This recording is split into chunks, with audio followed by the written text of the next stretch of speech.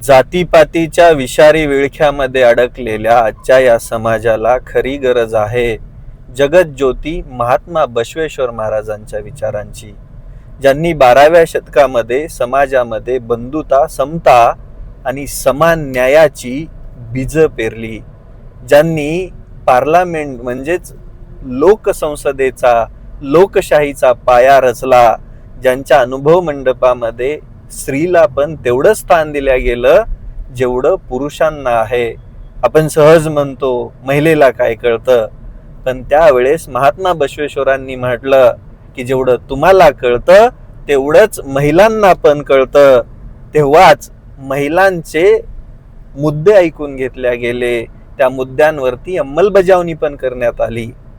असे महात्मा बसवेश्वर, ज्यांनी समाजाला समता, बंधुतेचा आणि मानवतेचा संदेश दिला, त्यांच्या विचारांनी प्रेरित होऊन आज आपण पुन्हा एकदा या समाजामध्ये समता, बंधुता आणि मानवता पेरूया आणि त्यांच्या जयंती दिनी एक संकल्प करूया, या समाजामध्ये समतेचा संदेश देण्याचा संकल्प करूया. ज्यांनी समाजामध्ये समता पेरली, बंधुतेचा एक मार्ग दाखवला, समाजाला एकत्रित करून स्त्री पुरुष समानता आणली, अशा या महान महामानवास, महापुरुषास जयंती दिनी कोटी कोटी प्रणाम.